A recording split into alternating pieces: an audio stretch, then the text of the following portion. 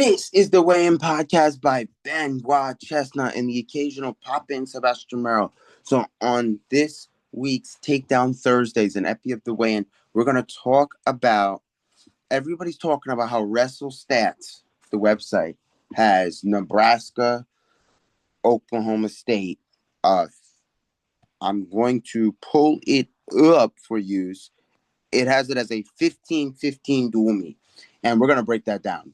We're going to really break that down, the likelihood here, because the last meeting of these two was at the Paycom National Duels, which we love to talk about, that Paycom National Duels, where it was a 33-6 victory for the Oklahoma State Cowboys. So we're going to be breaking down why, as they have the upcoming dual meet that's upcoming this Sunday, the upcoming dual meet this Sunday at 1 p.m.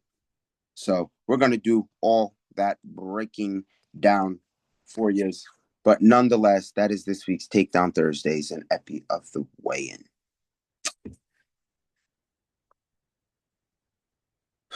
So we jump right into this one, and so it's the number 4 Oklahoma State and the number 6, according to WrestleStats, they've got a 15-15 dual meet, and we're going to break it down like here the most. So first and foremost, we were going to start at 125. 125. At 125, according to WrestleStats, got an 11-4 decision for Troy Spratley, which I'm going to, Kale Landinson, Kale, nonetheless, I'm going to give him some credit. I don't really think it's going to go 11-4. I think it's going to be a little, if he's got some tight wrestling, I think it's going to be a little closer. I do think so. I do think it's going to be a little closer at that 125. But again, it depends, because if we get a really good wrestling Troy Spratley, I think we can get an 11-4 out of that. I think it's going to be fairly interesting, in terms of what may or may not happen. And that's going to be the interesting decision here. And I only say that because I do think that depending on how it goes, it could slide either way. It could go either way, but I really do think I think it's a Troy Spratley victory either way. I think Spratley gets the vic. I think it's going to be a Spratley vic.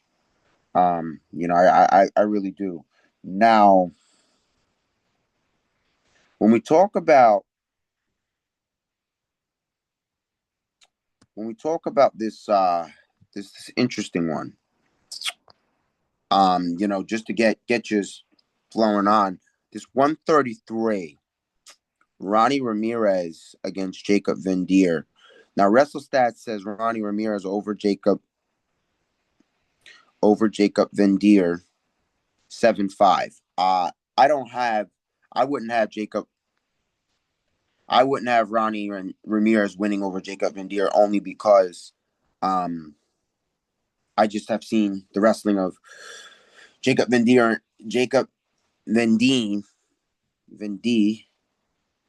and the wrestling of Jacob, and I think Jacob can take that. So right off the bat, I see that coming off the start, not a 6-3, not a 6-0. I see it a 3-3 starting off the bat. I can be wrong, but like we said in the previous matches, the biggest thing here that's going to happen is bonus. We talked about what we're going to make difference. Bonus points during that Iowa State. Bonus points. Bonus is going to make the difference here. So I definitely think bonus is going to be the difference here. But I see Nebraska taking 133. Not trying to take away against Ramirez, but, and I know I'm going to be wrong, because Ronnie Ramirez is a good wrestler. Don't get me wrong, Ronnie Ramirez can wrestle, but I'm trying to sit here and say that it's the little scrappy ones that always get the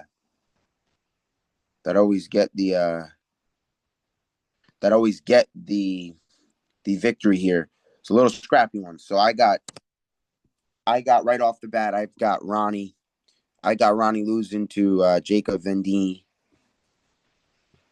Jacob Vendy, and that would put me at a 3-3 dual meet. Nebraska, according to WrestleStats, it's 6-0 right now. 6-0 dual meet going on with WrestleStats. Now we talk about this 141. I think everybody's got it right. You know, everybody says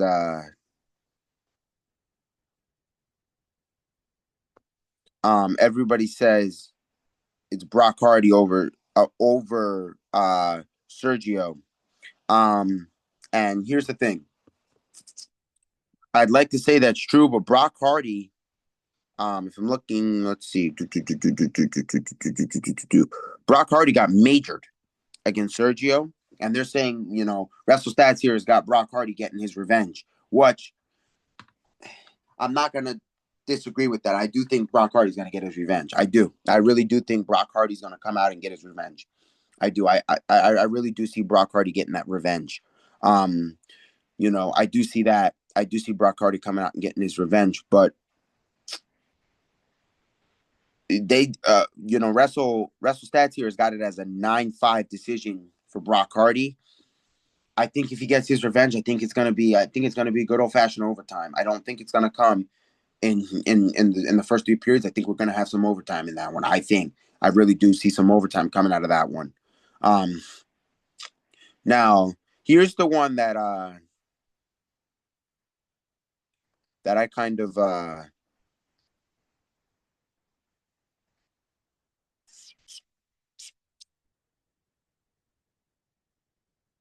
I kind of you know, is on the fence kind of. Um this 140 no, this 149. 149 I think is going to I think I really see it as a toss up. I see it as a toss up. You know, I really think it could go either way. Um I see it as a toss up. I really do. I see that as a toss up. So I think either way, it may be able to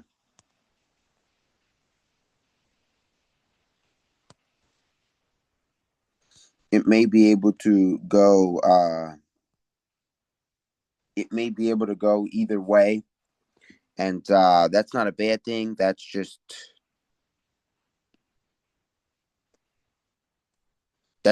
you know, how I see it, and that's not a bad thing. That's just what I'm looking at right now is how I see it. So that's how I really see it. Is that's the as I like to call it, the toss up match. That 149. I don't think I really do see that going either way, but at the same time, I can always be wrong, but that's the way I see it. And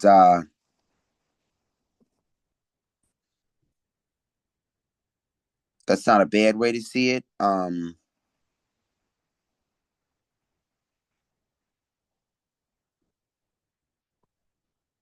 That's not really a bad way to see it. But as we take a look at the way the last dual meet went, um, just to let you know,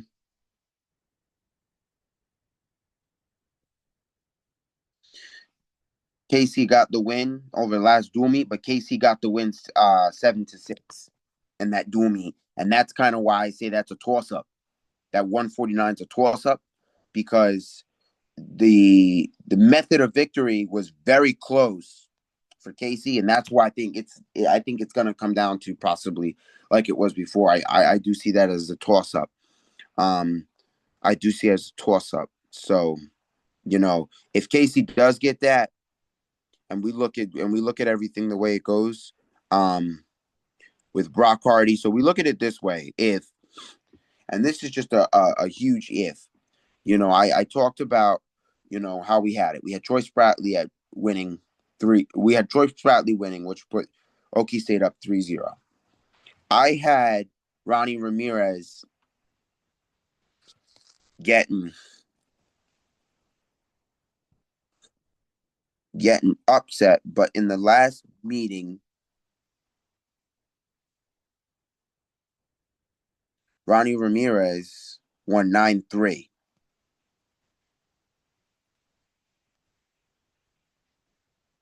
So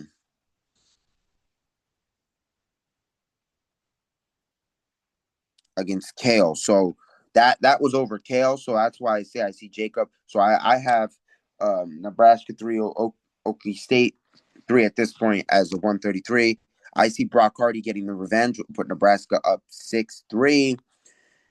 And then I see Casey Swiskowski. If Casey Swiskowski gets the victory, that would put it at a 6-6 kind of tying dual meet. But if if he doesn't, that would be 9-3 Nebraska. But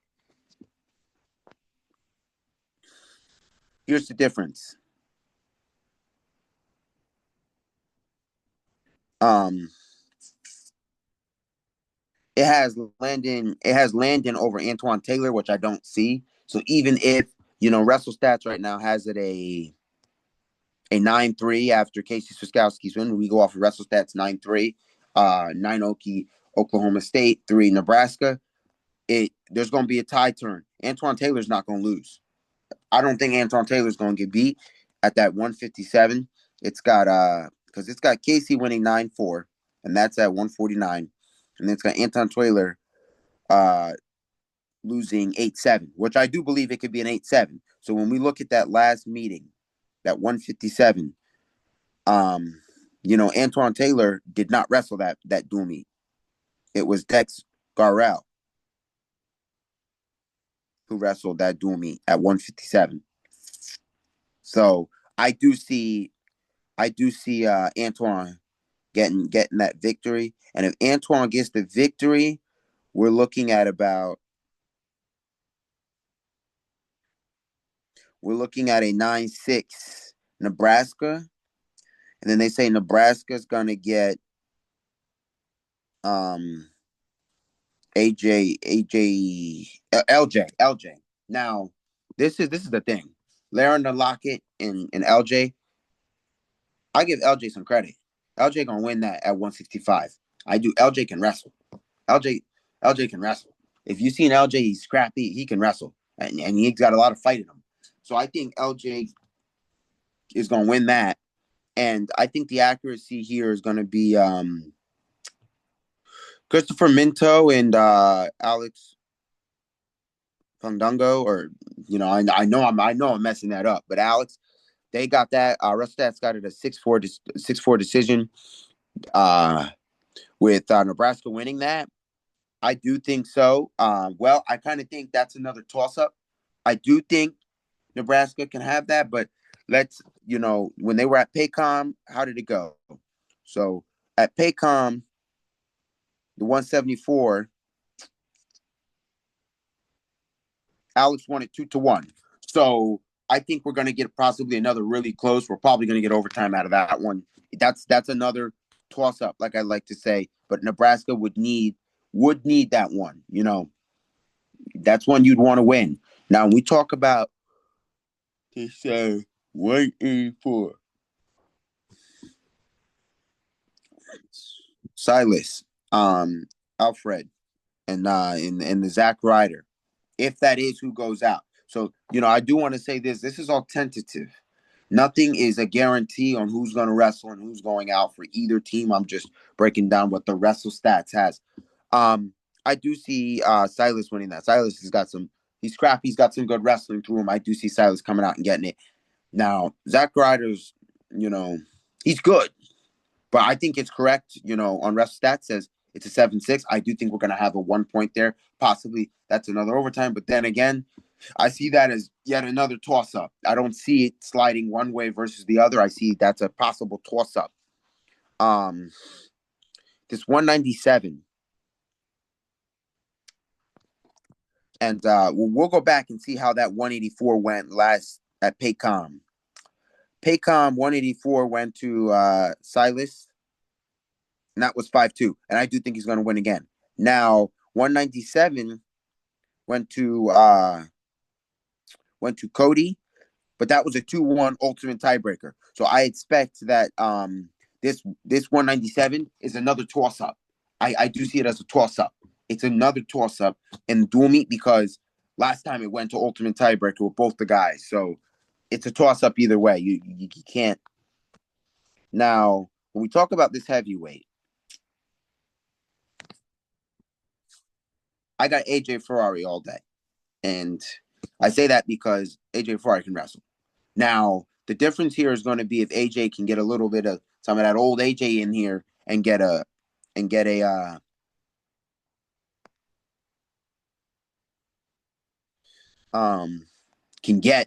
a major, it's going to make the difference. So like I said, this dual meet, WrestleStat started 15-15. I'm here telling you, will it be a 15-15 dual meet? No, it's going to be, but somebody's going to win. Somebody's going to win. I think the difference here is going to be bonus points. Bonus always makes a difference. And this 15-15 that you look at, a lot of this is, all of this actually is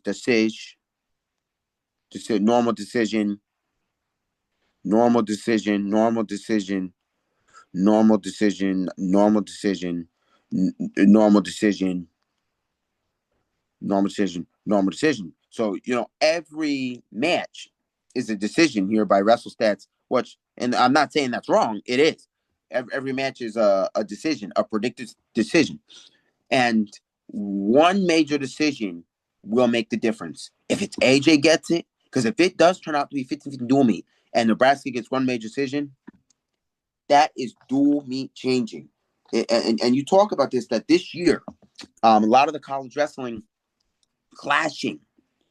I know everybody has talked about this and really has said a lot of this to me. The dual meets are different this year. I don't mean that in a sense of like, hey, the dual meets are not as good or bad or different. No, I mean that in the sense of that we got a lot of good wrestling. That these couple of years of wrestling aren't where you're seeing one-sided teams, where you're seeing, oh wow, this is stacked up, or that guy is overtaking a weight class. No, anybody and everybody can be beat, and I think that's going to create a really good nationals because you can't look at not one weight and say that guy's going to be the national champ. Even heavyweight, I don't look at heavyweight and say AJ Ferrari is going to be national champ. No, because AJ Ferrari isn't undefeated this year. And I say that because he's not.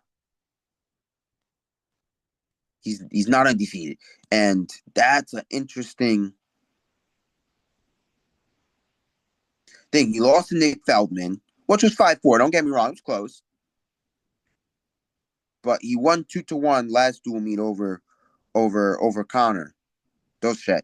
And I say this because I say this year, like the amount of people that reach out and are like, "Yo, this is a year of college wrestling that is not straight set forward." I tell everybody, I'm like, "Yeah, it's not." I don't look at one weight class and say, "Oh, that guy's gonna win." That guy's gonna, obviously, I want, at most weight classes it to be Oklahoma State. Obviously, I want them to get another trophy, but I'm looking at every weight, and it's not a run through. It's not a run through. Like you look at how talented a lot of these teams have. Like I remember right after the Iowa State, I got a text and they said Iowa lost to Iowa State. He said that shocked me, and I said I think it shocked a lot of people because nobody thought Iowa State had a squad like that. In the pre we as a podcast didn't even look at them. We were like, there ain't much going on over there, but there is. And after that dual meet, it surely showed they're going to be in the top 5. They're not going to be low on the thing. There's a lot of good teams. I know everybody's been like looking at, they've been trying to follow the high school and Bo Bassett and Melvin Miller. And which the issue was solved, by the way, that Bo Bassett got his 4th Ironman title, and Melvin Miller didn't even win. He lost to Jaden James of Della Barton, which I'm not surprised. When it comes to coming up against those Della Barton boys, They always shock you. You never can count them out because they're good. They're good. We know Pat Glory was able to get himself a national title. We know a lot of they've had some good people come out of that Della Barton. Mind the fact that they've got good wrestlers over there. They got really good wrestlers over there, and I'm not surprised that Melvin Miller lost to somebody like that. But I have previously told you guys that Bo Bassett was the better wrestler over Melvin Miller, and I know a lot of people didn't like that I compared the two, but Bassett's better, and that's the truth. And it's just because there's a different breed. You and a lot of people wondered why I didn't compare Bo Bassett to Spencer Lee, and it's because there's a different breed. Now they are similar. Spencer Lee is a wrestler. He does not like to lose. He likes to be on top. He likes to be the best he can be. And the difference with Bo Bassett is a lot of people don't agree when I say this, and I say this often. I say Spencer Lee's a sore loser because when he doesn't like to wrestle when being beat. And I say this because there was a whole thing during one of the films. I think it was a Flow film or something that went out there that said Spencer would take his second place medals and throw them in the garbage, and he wouldn't want to keep them. And I think that was. I know everybody said it is what it is. It's processing. Some people said that was processing loss when I bring that up, but Bo Bassett is humbled when he gets beat, and not in a bad way. He's like, he understands when he should and shouldn't have done better. And when you look at Spencer, that and I'm not saying he doesn't understand he shouldn't have been done better, but when you look at Spencer getting beat, you look at somebody that's just like I got beat. It's not somebody that looks and says, I'm going to look back and understand that, it is what it is. Spencer's somebody that's like, this is unbelievable. I took second place. Like, what? It just kind of, I know that doesn't really explain it for the wrestlers, but Spencer's sort of look at when he got beat in the NCAAs.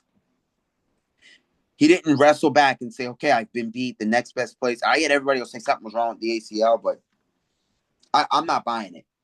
I'm not buying that you didn't want to wrestle your way to taking third place, that you just wanted to say, hey, I can't wrestle no more. That's it.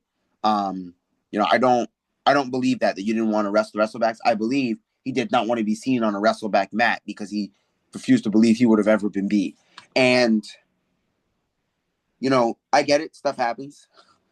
We all know that as Dean Peterson has upset more than enough people. We all know that. But my point is Bo Bassett has years understood that you can beat me. I won't allow it because I'm going to wrestle the best way I can, and I'm going to stay, the best way. And this is because he's been beat. Like a lot of people remember Bo Bassett.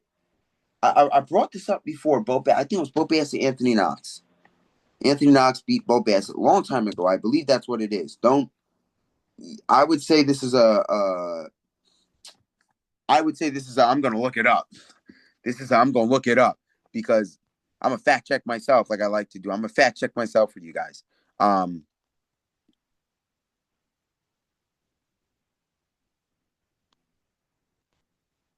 going to fact check myself.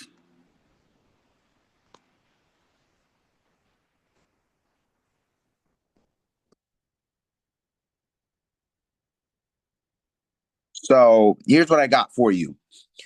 Bo Bassett and Anthony Knox.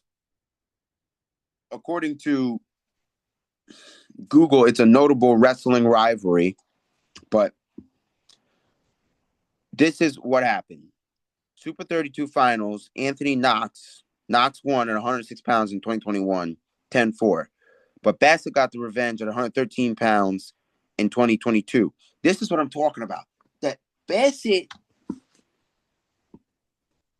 he's not Austin Del Santos level savage. And I say that because Austin Del Santos has if you've seen Austin Del Santos wrestle in college, he has no respect. Bassett has a lot of respect.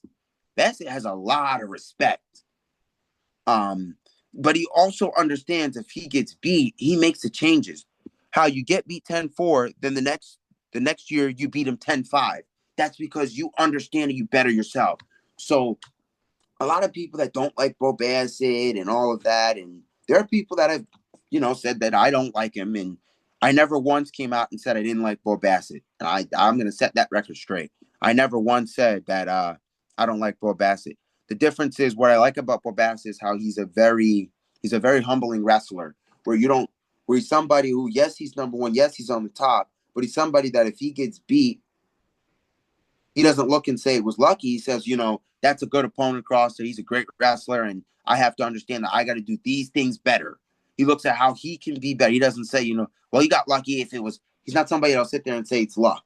He's somebody that says, hey, they came out, they wrestled. I was not at my best, and it's not too many times you see that. And he's challenged himself a lot, and that's one thing that I get at is that I don't sit here and say that that Bo Bassett is or isn't, we all know Bo Bassett's a great wrestler and he's going to be a good wrestler. And being that he put himself at Virginia Tech, he's going to do great things.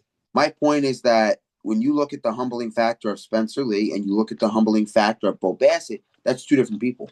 And I'm going to tell you why it's two different people. Because look, Spencer Lee is not humble. Spencer Lee hates being beat and is a sore loser to when he gets beat and doesn't like to do the things he's supposed, doesn't like to even want to be talked to, like, oh, I don't want to talk about it. Bo Bassett's somebody, when he loses, he will still get in front of a camera and say, hey, this is what happened. It is what it is. But at the same time, that's the best version. And I say that because you see this a lot in little kids where they'll get really upset if they lose in the finals. You'll have little ones. Now, I'm not talking, the littlest ones. And I mean, you can see it sometimes at middle school level, but the littlest ones, you'll see it where the kid will want to just go and storm off and just sit in a corner and cry and say, I got beat. And you see this at the littlest level that'll just want to not even be like, what's the point in having and standing up there on a podium? But the reason why losses are good is because the feeling that kid's going to get, some of your best, I say this, your best wrestlers, your best wrestler. And this compares to Anthony Ashnall. Anthony Ashnall, when he was little, never lost a USA Wrestling Kids State Scholastic State Championship except once. This is crazy. Except once. And he lost it. I think it was his first or second one he went to, he lost. Never lost again. And this goes to it too. I don't know if this is the forsaken case here, but it's the what it seems like. The feeling of being beat is like, okay, I've lost. Now I got to watch somebody else stand up there and smile. And most kids don't like that feeling. And some of your best kids, when they're young, will take that feeling and say, okay, I'm going to come to practice room and I'm going to get better. And that's the same kid that when he gets a drilling partner and the drilling partner is goofing off, he'll say, coach, he's goofing off. And it's not because he's just he's one of those goody two shoes and says, oh, he's just telling on another wrestler. He's no fun. No, it's because he got beat and he's trying to eliminate all the things that have caused him to get beat and is trying to better himself. And, and this happens slightly at the high school level. You get a kid who's on JV because he lost the varsity wrestle off and he's wrestling a JV practice partner, and the JV practice partner is just goofing off. He's going to look and tell varsity coach, look, he's goofing off. I'm not going to get better from this. And then all of a sudden you see that kid's now in the varsity room. Why? Because now he's not learning from the kid that's goofing off. And you see this at the middle school level. When you get a drilling partner, and we talked about this, and we broke this down, a good versus bad drilling partner. And a lot of people reached out and said that was a good video, that they liked that I said that. And it's true. Some of your best wrestlers are looking when they get beat and their drilling partner starts being like laughing off and is like, come on. He's like not taking it serious. They're like, all right, I don't want to have this partner anymore, because they understand they got beat and they watch somebody else stand up there, smile, and take first place. It's not easy and they don't like it. And that's why I sit here and I say,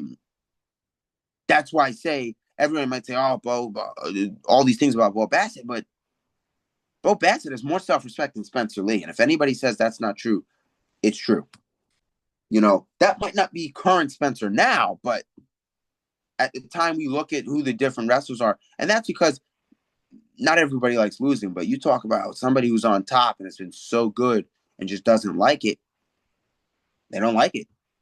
They don't like it. You don't like it, but you talk about where Bassett's at, a lot we're not there. There's a lot of wrestlers that we're not there. And we talk about this because now I understand, are we going to get a Logan Stever situation? And here's what I mean about that. Obviously, Logan Stever was a 4-time national champ. Depending on who you ask, a 3-timer. But, hey, it wasn't called. He's got 4 national titles. And Ohio State was able to get a team title. Are we looking at Virginia Tech stacking up and it being a similar situation where Bo Bassett gets 3 titles, and on his 4th national title, he goes and they get a team title. Now, I don't doubt that Virginia Tech can sweep the ACC for those 4 years either, or sweep their conference, I should say. And during those times go boom, boom, boom, boom, boom, we won the conference because they're stacking up a really good squad. And not to say that Melvin Miller isn't good, but he's good. He's going to be good. He's a plus for that squad over there. And I say that because it's just a really good thing. And, it's the hardest thing to teach in the littlest ones is how to have self-respect after being beat. But there's a lot of them that they don't like it. But the difference is, as a parent, if you're in there, and a lot of parents in the practices on the side, you're seeing your boy, your girl, whatever the case may be, and you see the partner messing around, they're getting frustrated. Yeah, I don't blame you for walking up to coach and saying, he's goofing off. My kid's got to be with somebody better. We're not messing around here. Yeah. I don't blame you for wanting to go and say he's got to have a different partner. You got to be serious. If the other kid thinks it's all fun and games, yeah, it's all fun and games for some people, but there are some of them that want to go out there and win the USA Wrestling Triple Crown. Some of them want to be a 4-time Fargo champion or a 4-time Super 32 champion. They have goals. They have goals where they set themselves up for the best way possible. And there are some that just, they find it fun and they like it. And some of your best wrestlers, and I say this, some of your number 1 ranked wrestlers, they will make fun out of being number 1 because they like turning guys 3, 4, 5 times, turning guys. And that's the guys when they get to college, they say it's not fun, but they get down to a national and they become an All-American as a freshman and they say that was fun.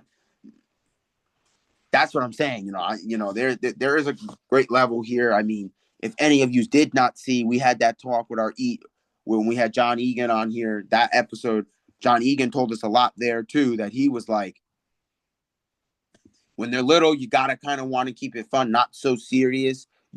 Something along the lines of that you want to keep it fun for them.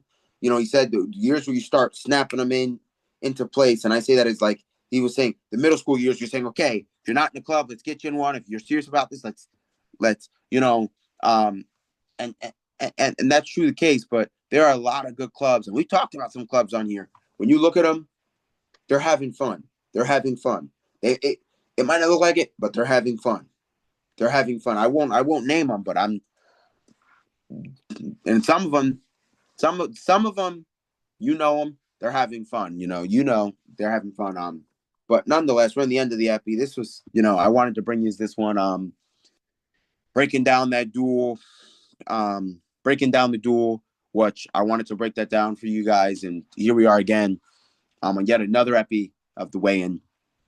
And we're here again because I'm continuing the streak, which we're going to meet that goal. So with that being said, this is the weigh-in by Benoit Chestnut in the occasional pop-in Sebastian Romero. And like, comment, subscribe, share, please, please, please. Like, comment, subscribe, share the video. And with that being said, that's all I got for you. I hope this was, I hope we learned something here. But, as I like to say, go Okie State. Cowboys are going to get it done. But I do hope it's a good dual meet. So with that being said, weigh-in out. The weigh-in, where stories